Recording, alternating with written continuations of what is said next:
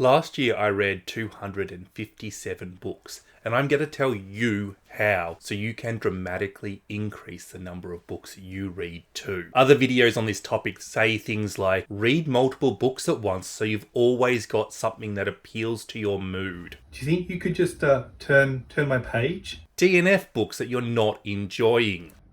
Create a routine, always carry a book with you, and to stop watching YouTube and pick up a book. That last tip is a bit passive aggressive, isn't it? These tips are all good, but they're not going to double or even triple the number of books you read. There are only two ways to increase the number of books you read. Spend more time reading or to read faster. But can you spend more time reading? You probably have a job, a dog, a gym membership. You need to clean the house, cook dinner, make sure your child isn't licking the wall socket. So is there a way to increase your reading time without getting reported to the authorities for negligent parenting? What if you could read while driving the car? Look out for the road, you dingus! Exercising, cooking, or washing pieces of kangaroo off your car. Tip 1.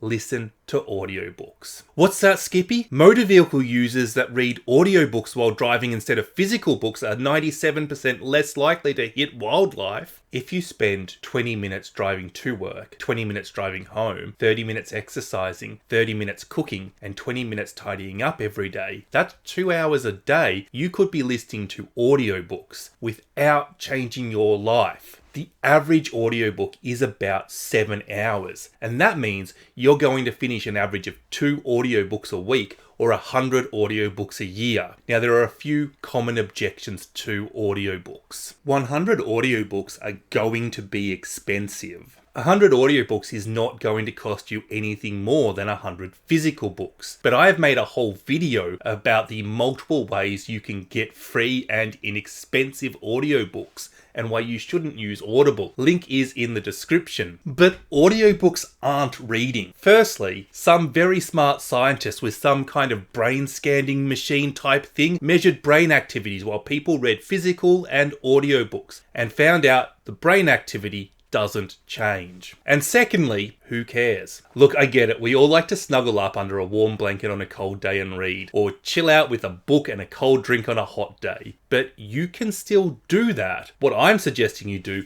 is you multitask. Kangaroo people are plotting to take over our government. We need to keep smacking them with our Holden Utes while we're reading our Stephen King just to keep them in line. Are kangaroos really going to do a worse job at running our country than the last 27 governments we've had? I just can't absorb audiobooks. I've already tried. This is a common problem, but there's a really good reason for this, and a really easy solution. Your ability to absorb information from an audiobook is not the same as your ability to absorb information from a physical book. If you have been reading your entire life, you're likely to have a higher reading level when you're physically reading than when you are audiobooking, especially if you're doing something like washing the dishes at the same time. You wouldn't give War and Peace to a child and call them illiterate because they didn't understand what's going on, would you? No, Raskolnikov will not be marrying Anna Karenina. What book are you even talking about, you stupid illiterate dog? If you're just starting your audiobook journey,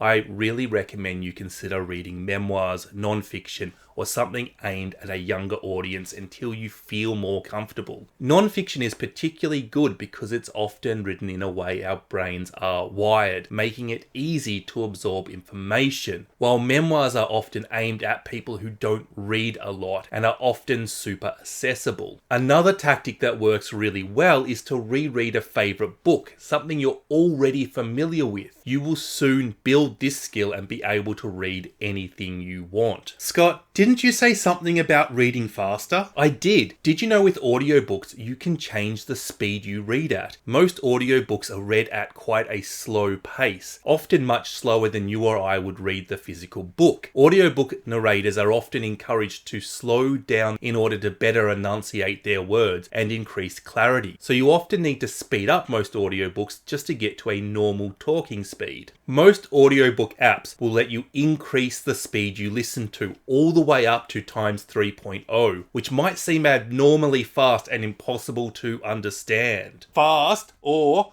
Like a kangaroo. Do your research. Yeah, you're starting to lose me now. Try increasing the speed just a little bit, get comfortable, and then increase just a little bit more. The best speed will depend on the narrator, the way they speak, and things like how comfortable you are with their accent. But most readers will be able to get up to double speed after some acclimatization, which can take up to 12 months of listening to audiobooks. Play with the speed setting. Find what works for you and keep playing with it every couple of months or so. I also find if I have headphones on, I can listen at a much faster rate than if I use speakers. Consequently, I listen at a much faster rate when I am walking my dog in comparison to driving my car. If you listen to 2 hours a day at double speed, that's turning our 100 books a year into 200 books a year. Let's go back to physical and ebooks. There are a few tricks for speeding up your reading here too. Ebooks have a number of settings such as font type, font size, and line spacing. You want a font size that's large enough so it's easy to read, but small enough so that you're reading as many words on a line as possible before you move your eyes back to a new line. People with dyslexia often find certain fonts help the words stop dancing all over the page. Dyslexia is undiagnosed in as many as 1 in 5 adults, but even if you're one of the remaining 4 in 5 people without dyslexia, some fonts are simply easier to read than others. The same is true with the color scheme, the line spacing, the letter spacing, and so on. The best settings for you are going to depend on things like your eyesight and what you are personally used to. So just play with the settings and find something that's comfortable for you. Obviously, this is not something you can do with physical books, which is why I recommend purchasing your own publishing house. Failing that, most local libraries have a large print section, which greatly improves my reading speed. I also find it very useful to put a bookmark under the line I'm currently reading and slowly pull it down the page as I read. Not only does this greatly help me to focus on the line that I am reading, but the speed I pull the bookmark down the page becomes the speed I read at. If I move the bookmark too fast, I stop taking in all the information and I have to go back and reread a paragraph. But as soon as you get used to how quickly you can read, you can encourage yourself to speed up your reading, and you can ensure that you're constantly reading at close to your fastest reading pace. One thing that will become very clear to you using this reading method is that you don't actually read individual words, but you read in blocks and chains. And this is the start of speed reading. One of the things that prevents us from reading even faster is something called subvocalizing. That is, when you say the word aloud or in your head. Stopping subvocalizing is really difficult, but I find that pushing my tongue into the back of my teeth and forcing it to stay there is a great way to help me to stop doing it. We actually read without subvocalizing all the time. Things like street signs, shop signs, advertising, YouTube titles, and doom scrolling all involve us reading without subvocalizing. However, training yourself to do this consistently and consciously is really difficult and takes a lot of practice. So, how do I read 250 books a year? I audiobook for somewhere between 1 to 5 hours a day. I listen to my audiobooks at a little over ×2 speed. This means that I read just over 200 audiobooks a year. I try to read a physical or an ebook 30 minutes twice a day, when I wake up first thing in the morning and last thing at night when I go to sleep. I'm not always successful at this, especially when I go to sleep, but sometimes I read for longer and sometimes I read at other points throughout the day. I end up reading about a physical book a week or just under 50 a year. If you do the maths, this works out to about 250 books a year. I think it's important to remember that reading is about joy. So while it's nice to speed up your reading, as long as you're enjoying what you're reading, it doesn't really matter. Normally I make videos about new release books and what's good and what's not on this channel. So now that you can read over 200 books a year, you're probably going to need some good book recommendations. So why not hit that subscribe button so you can stay up to date with all the best new releases out there. I wish you all happy reading.